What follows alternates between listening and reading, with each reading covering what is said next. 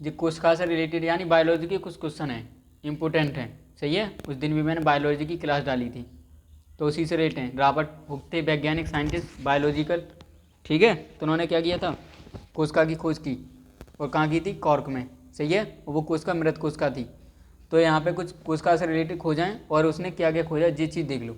जैसे पहला है तो रॉबर्ट हुक ने कोशिका की खोज की और कोशिका को नाम दिया था कोशिका, ठीक है। फिर अगला क्वेश्चन है कि एंटोनी वान ल्यूवेनहॉक, कोशिका जीवित कोशिकाओं को इन्होंने देखा था, ठीक है। इन्होंने क्या किया था, मृत कोशिका की खोज की, लेकिन ल्यूवेनहॉक ने क्या किया था, जीवित कोशिकाओं को देखा, यानी पता लगाया था उनका, ठीक है, यानी जीवित कोशिकाओं की खोज की।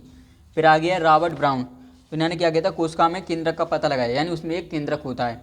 फिर जेई पुरकिंजे, इन्होंने क्या किया था, कोशिका में जेली सदस्य तरल को जीव द्रव का नाम दिया। इसमें जो लिक्विड था उसका नाम दिया था, उसको नाम दिया था जीव द्रव। क्या दिया था, जीव द्रव। मिटा।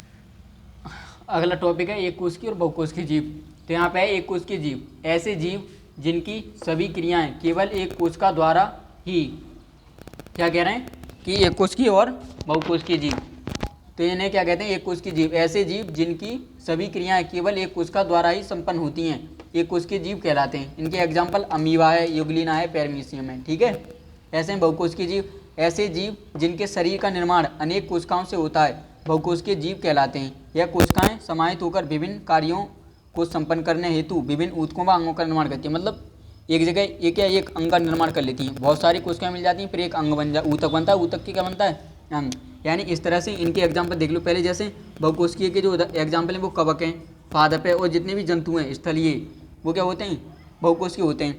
अब यहाँ पे ये चीज़ देख लो कि कोशिका होती है, तो कोशिका मिलकर बनाती है ऊतक, क्या बनाती है, ऊतक, और ऊतक मिलकर बनाते हैं अंग, और अंग मिलकर बनता है शरीर। ये प्रोसेस होती है पूरी, ठीक है। बंद। जो अगले इंपॉर्टेंट पॉइंट है, और मैं नोट वाइज करा रहा हूँ, ठीक है। तो देखो, एक कोशिकीय जीवों को अकोशिकीय रूप माना जाता है, ठीक है। ये कोशिकीय जीवों को क्या माना जाता है, अकोशिकीय, मतलब उनमें कोई कोशिका नहीं होती।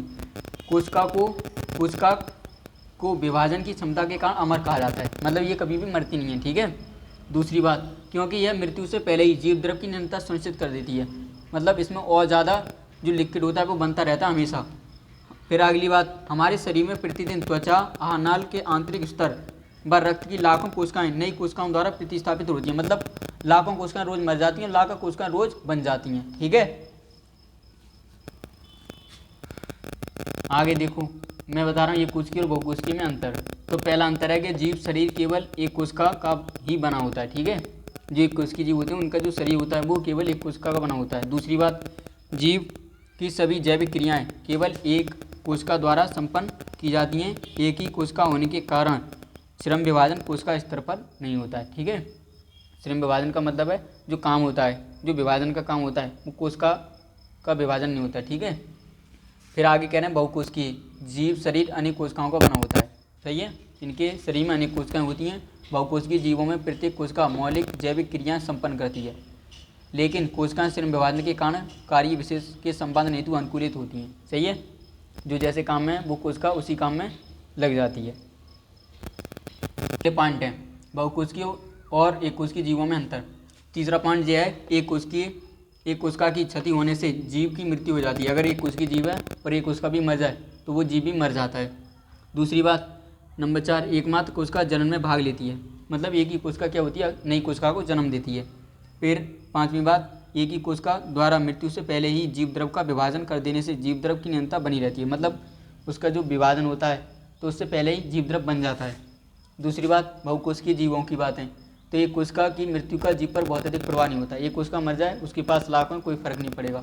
दूसरी बात, जनन में केवल विशेष कोशिकाएं भाग लेती हैं, ठीक है।